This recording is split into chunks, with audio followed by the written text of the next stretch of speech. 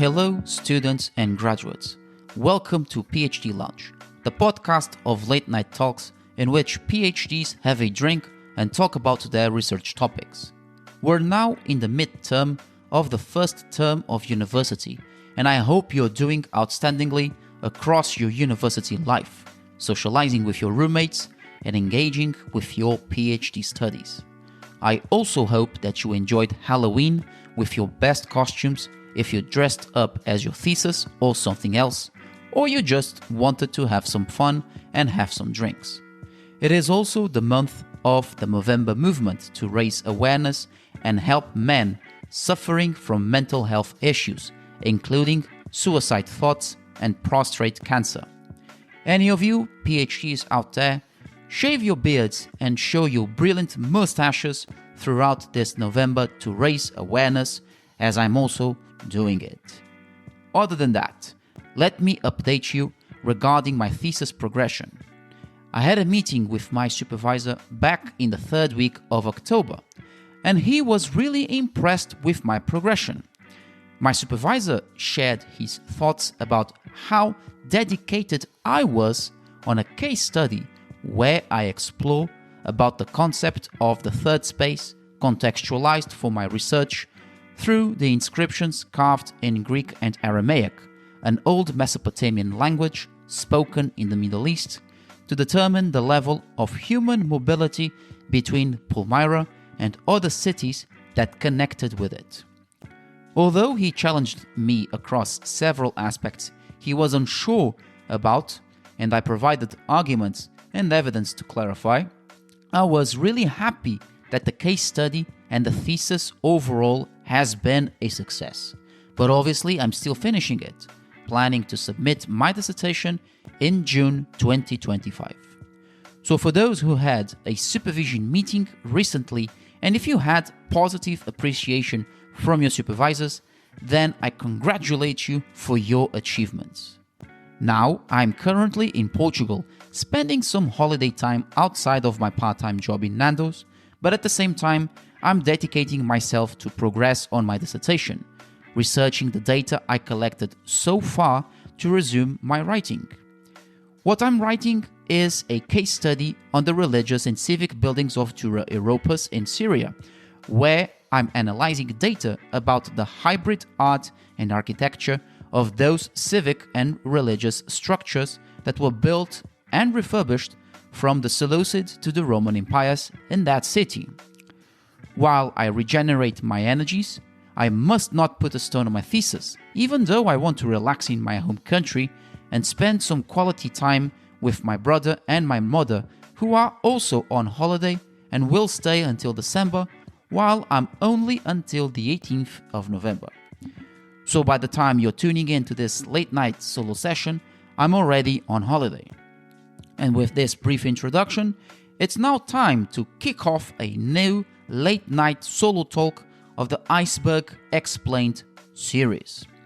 This solo session resonates with everyone who is doing a PhD, and the struggle of writing is real, and sometimes we enter into a place where our writing ideas come across difficult somehow, becoming annoying throughout our dissertations. Many of us experience it in different ways, and we even share it with friends or on social media. Whilst you hear this session, some of you will probably identify with the points I share during this late night talk. On the other hand, some PhDs know how to challenge this problem and even say that it is BS and an excuse to prevent writing productivity and progress throughout the dissertation. So grab your drinks, have a seat, and let's introduce the following session. Writer's block is a nonsense.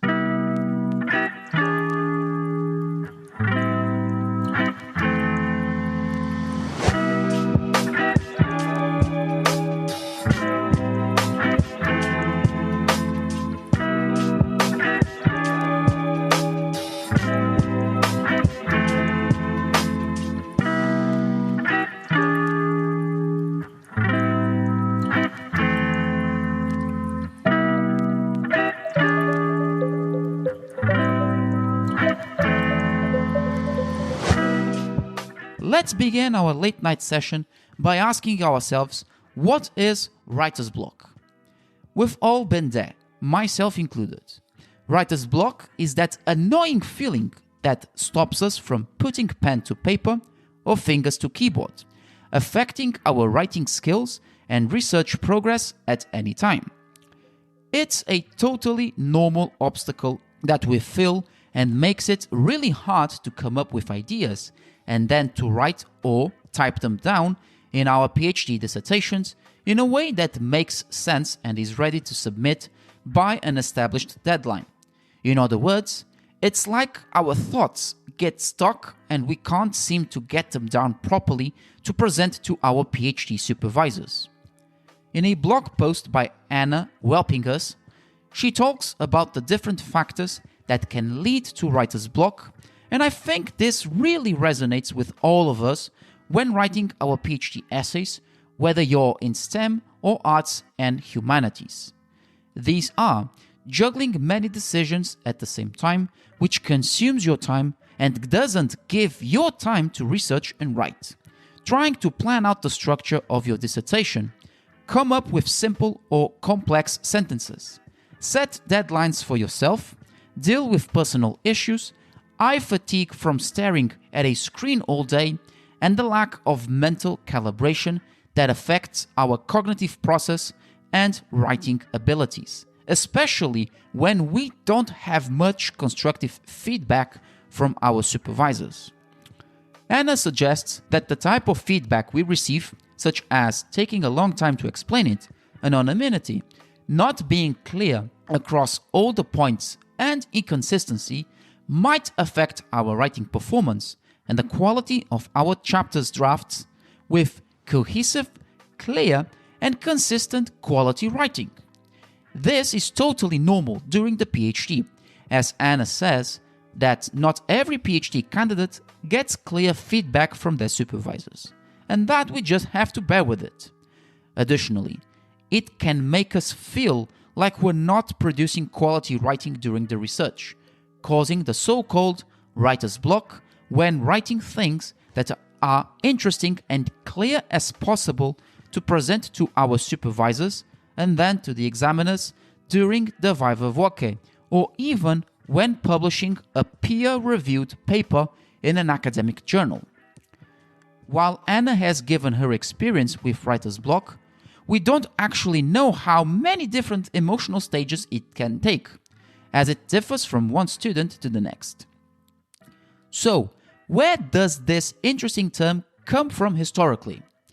The term writer's block is thought to have been coined first by Austrian-American psychoanalyst Edmund Bergler. In the late 1940s, Bergler wrote a series of articles about writer's block in psychoanalytic journals. His texts led to the publication of his article in 1950, Does Writer's Block Exist?, in the journal American Imago 7.1. To prove his claim about the concept writer's block as his own, Bergler argued that this term was an erotic inhibition of a lack of inspiration and productivity from creative writers. They suffered and endured writer's block in order to restore their well-being and start writing words again to perform productivity. For example, Bergler's argument about writer's block was a simple equation. Words equals milk. Well, when creative writers wrote words, milk was produced. And when the writers had their milk dried up, writer's block occurred. However, the concept of writer's block is even older than Bergler's claim. In fact, such a concept goes back to the ancient world when the Sumerians developed their own writing system on clay tablets. There were gods that even, quote-unquote, aided writers to write their works, such as Babylonian deity Nabu or the Egyptian god of writing Thoth. Plausible evidence of experiencing writer's block comes from ancient Greece and Rome. Writers such as Plato, Hippocrates, Epicurus, Thucydides, Seneca, Catullus, Diodorus Siculus, and many more documented events that they eyewitnessed, as well as events that were addressed by third parties. In other words, To make their Greco-Roman audiences well-informed, ancient Greek and Roman writers needed to polish their writing style to make it well-read and also be heard when speaking in public. And of course, they also faced mental challenges to create fanciest writing pieces during the Greek and Roman periods. Their inspiration came from gods and goddesses and the muses. For example, Greek and Roman writers got their writing inspiration while worshipping the gods Hermes, Mercury, Athena, Minerva, Apollo, and the muses Calliope, Cadmus, Erato, Euterpe, Thalia, Urania, Clio, Melpomene, and Polyhymnia. The point here is that their view of writer's block was based on the behaviors and decisions of their Greco-Roman deities and muses in order to get new ideas and inspiration to write something for their audiences. And it also depended on whether a muse or a deity attributed writing skills as a gift to a talented writer. In the 5th century BC, Greek physicist Hippocrates would call writer's block as a melancholia, a humoral diagnosis that our bodies would respond to symptoms of feelings of discomfort, preventing him and other Greek writers from writing anything. Hippocrates wrote an intriguing observation that melancholia would affect writers during springtime, recommending wine mixed with water as a unique cure for melancholia, anxiety, yawning, and rigor. Roman writer Seneca also shared his thoughts about writer's block, expressing in his letters loathsome feelings of sadness, disappointment, and unease.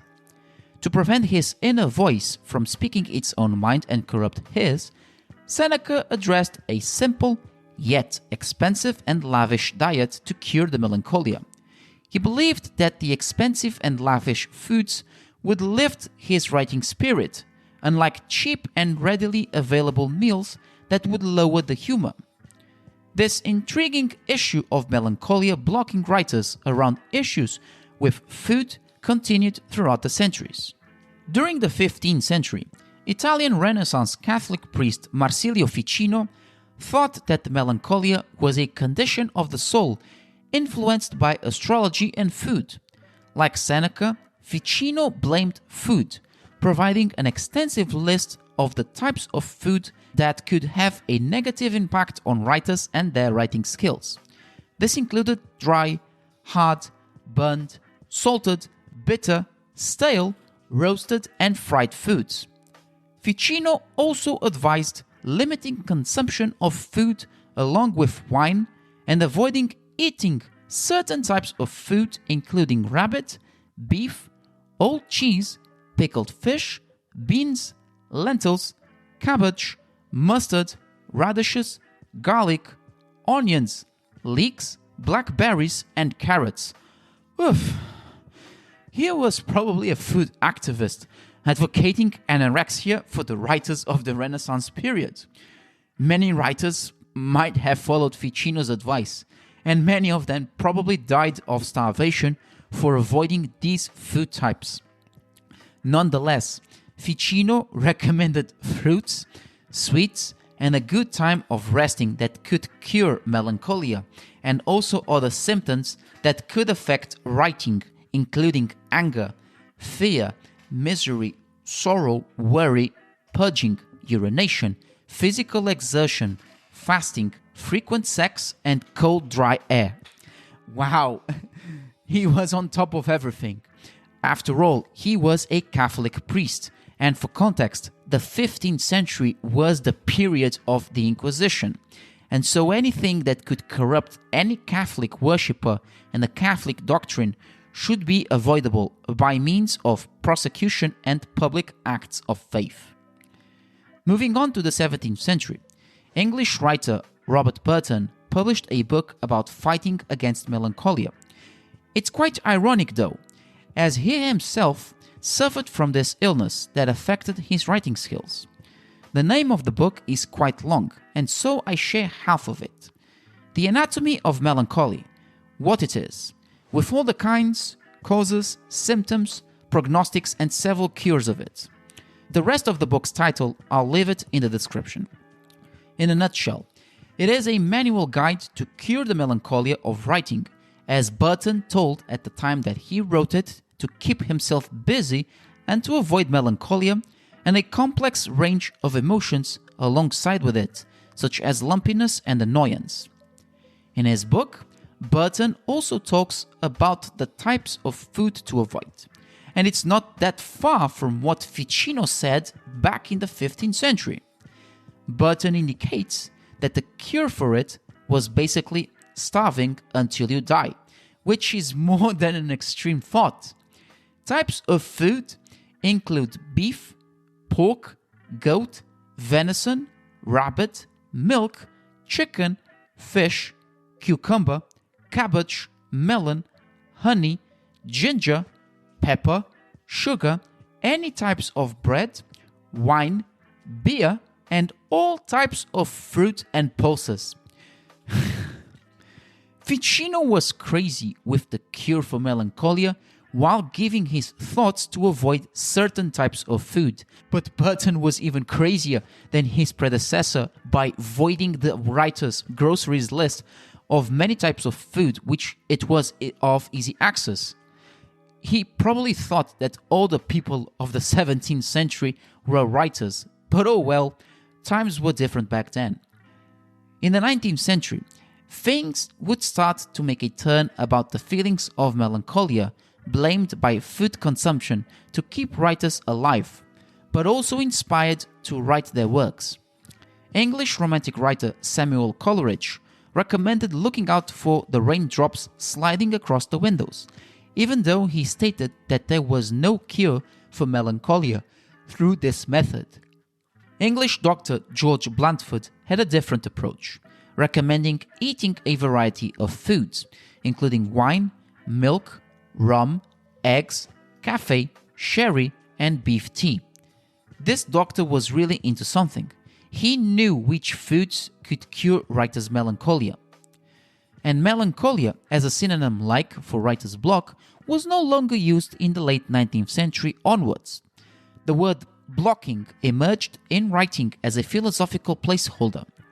In the 1890s book, The Principles of Psychology by American psychologist and philosopher William James, blocking turned to be an euphemism as a way of describing a cognitive struggle that in a stream of impulses in people's thoughts, which also included how writers performed when they're affected by that psychological blocking.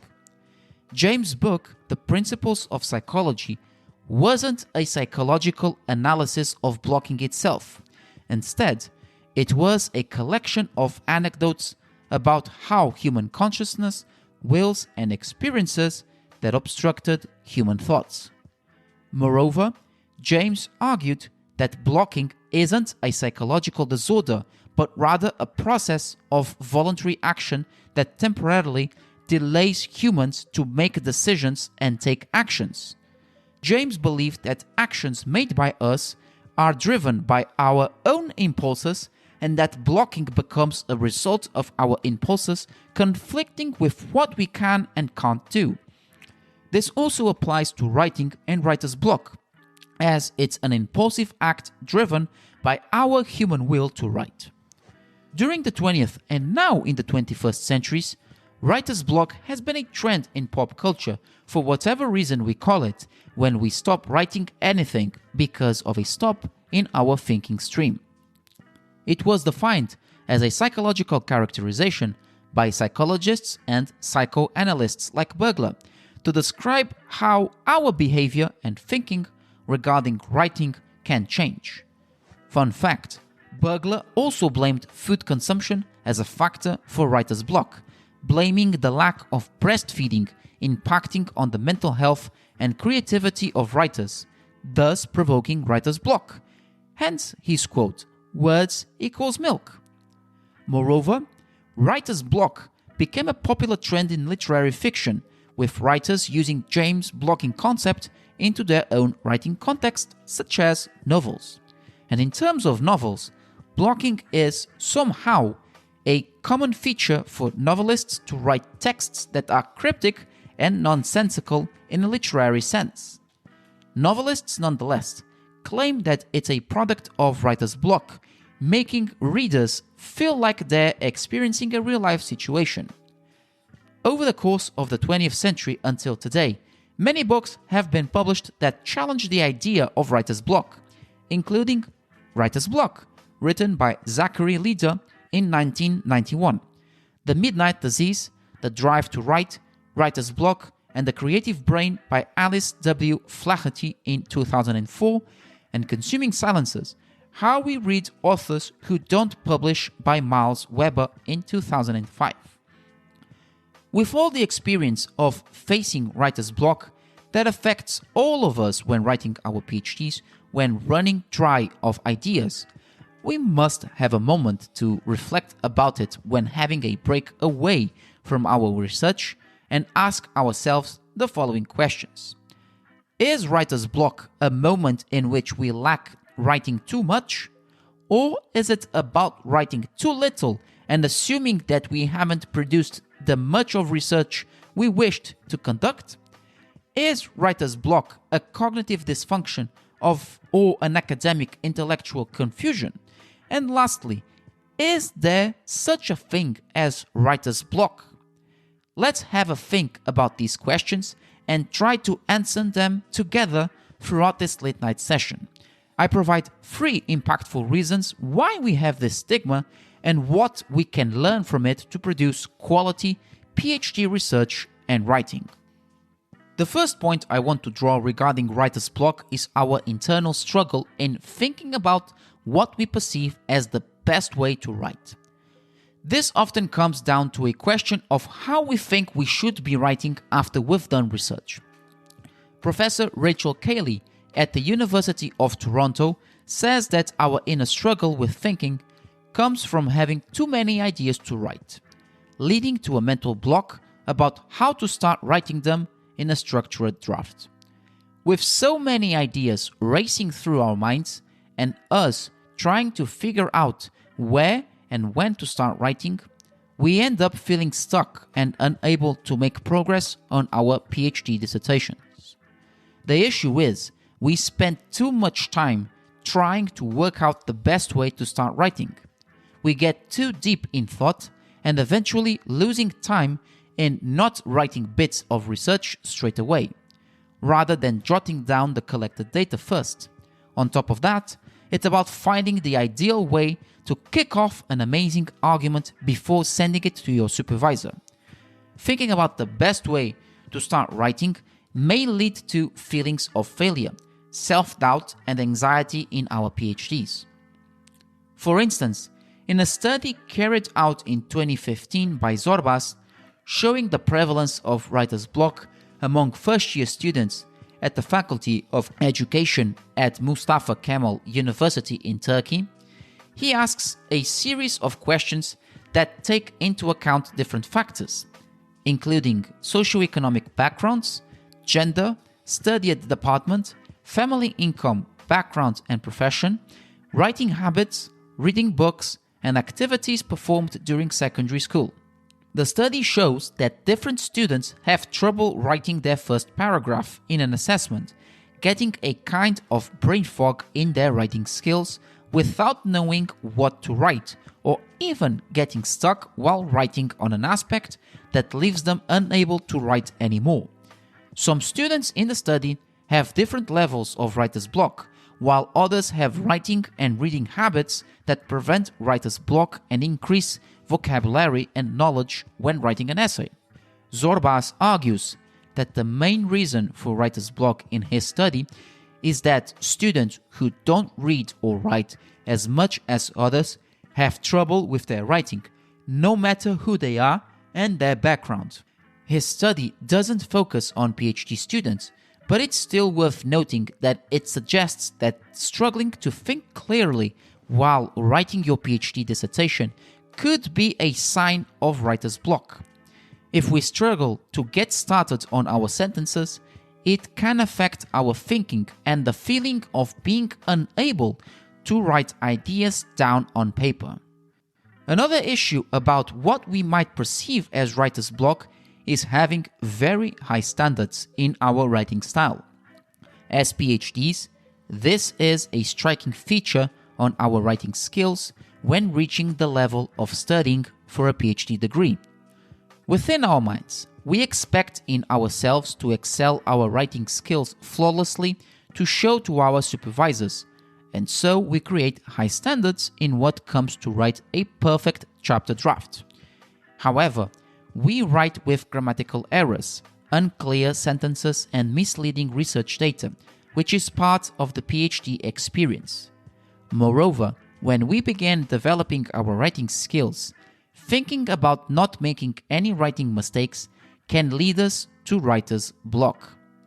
For example, you start your first year of your PhD, and obviously first impressions count when you start working with your supervisor, whether it is the first or the second time. In those first impressions, writing skills is a must, and then you start thinking that you must be perfect, and you establish high standards in what comes to your writing style and structure. You start to write your first draft with a rich vocabulary so that your supervisor would think that you're showing an excellent written structure at the beginning. Here's a reality check. Finding perfectionism or having high standards in your writing during your PhD is completely out of the question and leads to feelings of writer's block, because despite having great ideas, you're more than likely to have unclear sentences and words that don't fit the context of your research analysis and overall argument. Along the way, you'll find it hard to write more ideas while keeping thinking about having high standards in your writing. Also, your supervisor has practice and experience and has done a PhD and easily notices that you're trying to impress with eccentric words and erudite level sentences. Having high standards throughout your writing skills in your PhD not only leads you to writer's block, but also have negative impacts on your research abilities to write chapters and the flow of your ideas. If I recall one of my late night solo sessions about the challenges of the first draft, it's not required to write an excellent draft, since it is a draft, and mistakes will go along the way. Even on my pilot and first episode of the PhD launch, I made mistakes. In my PhD, my supervisor asked me to write 2 pages about the concept of hybridity and third space. I ended up writing more than 2 pages, but I learned the lesson that it was just a simple activity given to me to quote-unquote loosen up my ideas to be expanded following the first feedback, along with some mini courses that Swansea University offers about writing skills and tutoring with academic writing. The point here is, expecting yourself to perform well throughout your PhD writing and having writing standards is okay, but at the same time not to exaggerate. Too many high standards are unrealistic and unreasonable, as it can take you plenty of productive time for research and writing, and you'll always be prone to feedback and advice to take different writing methods and outcomes during your PhD, even after you become a doctor. Letting go of them and establishing standards that go accordingly with your time schedule and writing style can lead to positive performance, and you'll become mentally balanced and happy while writing fantastic chapter drafts along with your supervisor's constructive criticism. And since us PhDs have standards in writing and in other aspects of our life, we also have standards in what comes to invest in quality clothing that keeps us warm, cool, and stylish. But sometimes, having standards in what comes to establish a budget to buy what we want is necessary. And so, buying second-hand clothing is the best option. That's why I proudly present this Late Night Talks sponsor, Pre-Worn. Pre-Worn is the largest second-hand clothing brand in the UK and one of the largest across the world. With their unbeatable prices of clothing ranging from suits, shoes, jackets, coats, dresses, and so on, many consumers go to Pre-Worn to buy the best clothing brands where you often find them expensive to buy from an original or retail store. You will find 10,000 plus clothing brands like Ralph Lauren, Brooks Brothers, Burberry, Valentino, The North Face, Levi's, and many more, with an excellent rating of 4.7 out of 5 in customer rating experience from more than 3,000 reviews on Trustpilot and 35% of customers returning rate. And if you're tuning in to this late night talk, you'll get 10% off from your purchase by typing PhD Lounge 10. Check out their website pre1.ltd and use my discount code to get your well-deserved 10% off to look stylish across all seasons, so that people around won't even notice that you're wearing second-hand clothing. Now back to the topic. The third and last point that might be related to feelings of writer's block could be our apprehension in writing. This can happen when we're writing a paper or a chapter draft and we think our writing skills aren't up to scratch. The term writing apprehension was coined by researchers John Daly and Michael Miller to describe a complex set of attitudes, emotions, and behaviors that reinforce each other. If you're a PhD and while you're writing your dissertation and you feel anxious about your writing skills, you might worry about negative outcomes like rejection, criticism, embarrassment, or looking foolish toward yourself and your supervisor.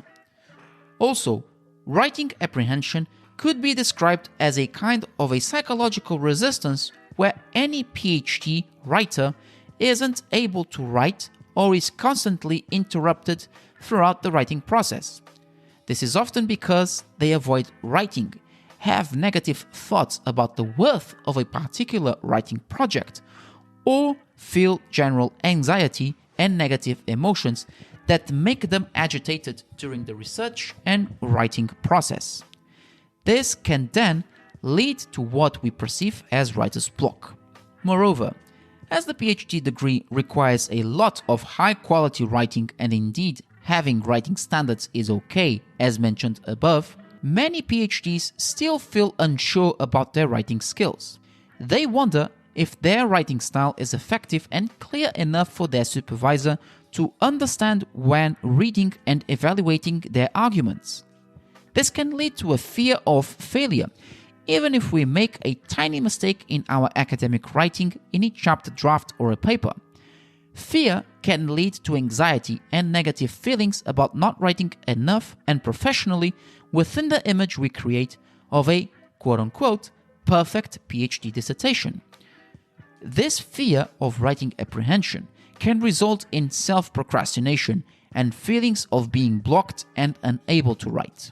The self-procrastination and blocking also come from the fact that there are other things to think about after the writing is done. These include revision, adding footnote citations, bibliographical references, changing the written language in some areas that the supervisor has recommended you to make them clearer, seeking help from writing editors to edit your drafts, which also includes a second opinion about your writing style and structure other than your supervisors, and so on. All of these factors can influence how your PhD writing style and structure are seen, and thus having feelings of being apprehended when writing any piece of information while thinking about the right academic words and syntax. But focusing too much on writing apprehension isn't just about getting blocked. It also means you're less motivated to write or looking to other people for help with your PhD writing.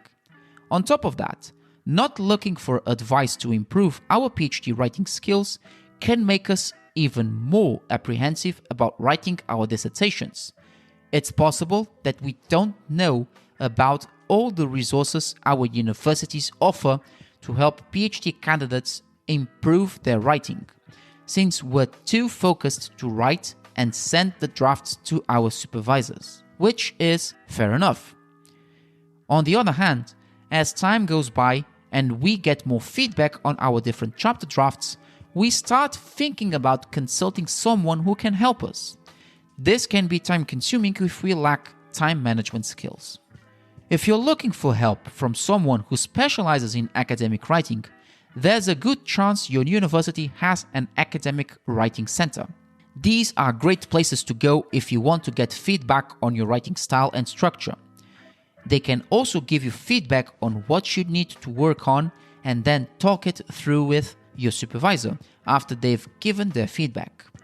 Jacqueline Burkett says that any student, whether they're doing a PhD or not, who doesn't get help with their written structure from an academic writing center will end up feeling more and more afraid of writing, leading them to writer's block and stopping them from improving their writing skills.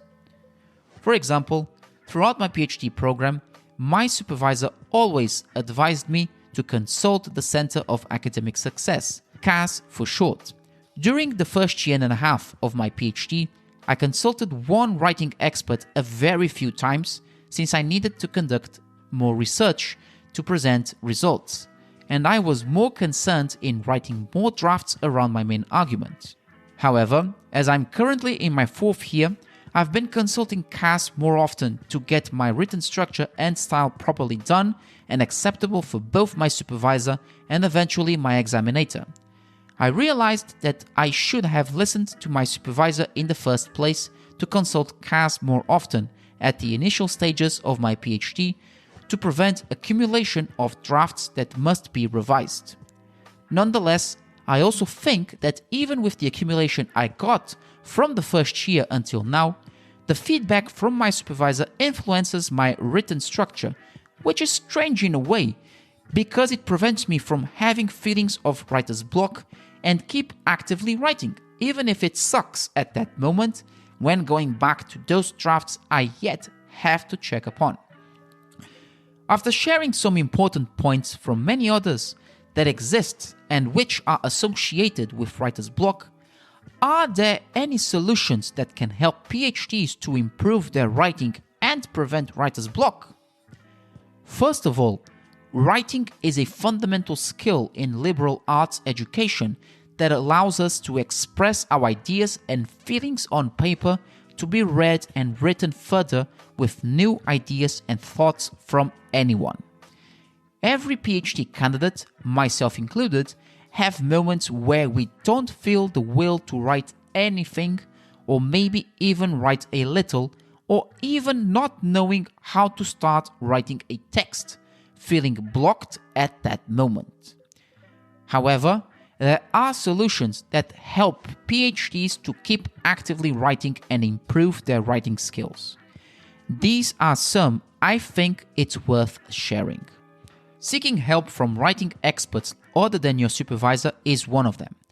As I stated previously, writing experts like Cass from Swansea University, where I ask for consultations, offer a different perspective on how to make your written structure more connected to your main arguments and more understandable for yourself and your supervisor. They give their feedback from a writer's perspective on where your writing is unclear and needs to be checked to fit around your main argument, but not an academic view of your research topic. Remember that writing experts have also other undergraduates, masters, and PhDs to help, and so their advice is time limited to help with your dissertation as a whole, as they also push you to do it by yourself, along with the feedback of your supervisor who evaluates and challenges your research arguments and evidence. Rereading and reshaping your writing structure is also another solution to prevent writer's block, which keeps you not thinking about writing the perfect chapter with erudite level words. As I mentioned above, perfectionism in writing doesn't exist, and thinking about it makes you feel blocked from writing anything. Also, you're always prone to feedback from your supervisor, and he or she makes you keep writing, helping you out of pressure on the run.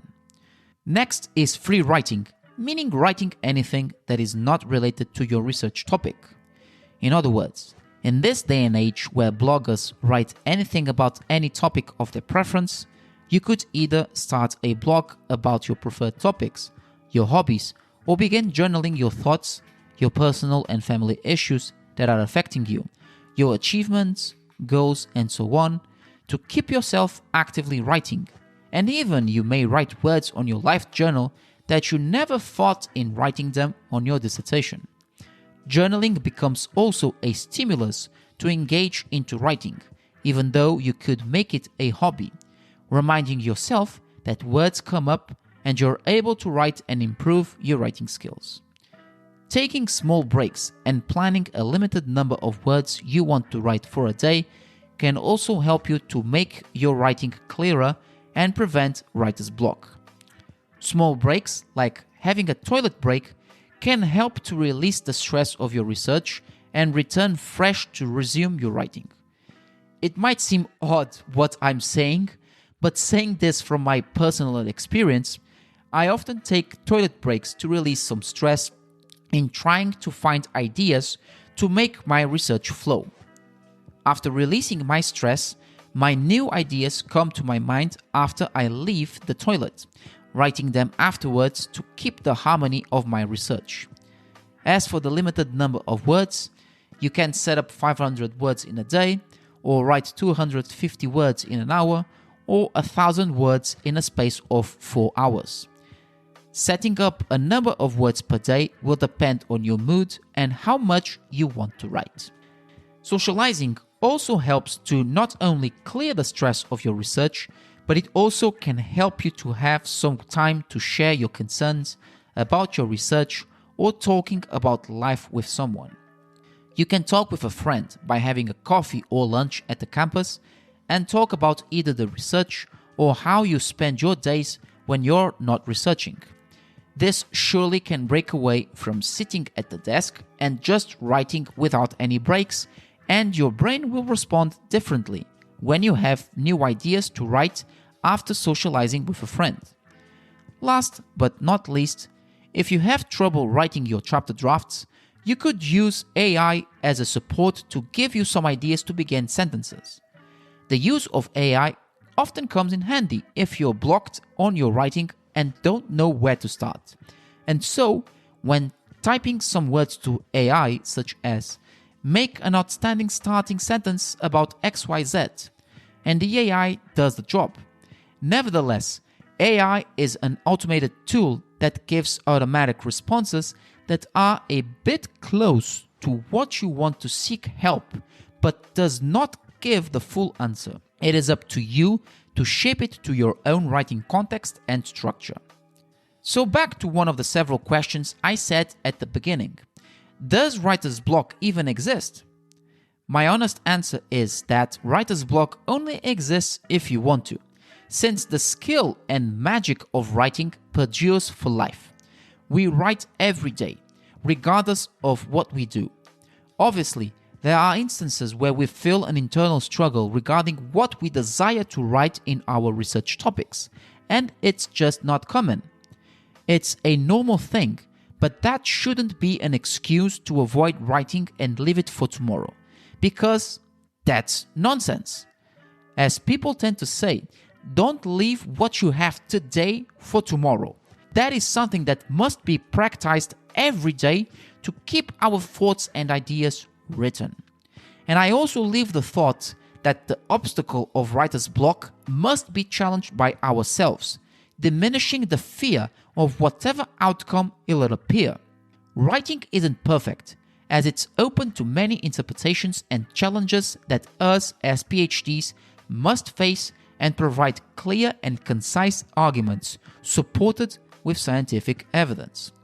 At the same time, you'll realize that you're achieving a big accomplishment, which is becoming a doctor of philosophy within your field of expertise, pushing yourself to overcome any obstacle that affects you, in which writer's block is included. Ultimately, what I can say to overcome feelings of writer's block is to keep writing and exercise your brain muscles to craft more sentences and improve your written structure. And even on the days when it feels impossible to write, remember that you're not alone in this struggle. And with that, it is a wrap-up of another fantastic late-night solo session of the Iceberg Explained series. Thank you all for being with me in this session about the issue of writer's block and my honest thoughts about it. By the time you're tuning in to this late night session, I'm already spending my holiday in Portugal with my family and friends, returning back to Swansea on the 18th of November to return back to university and my part-time job, and of course, producing more content and late night talks with brilliant-minded PhDs.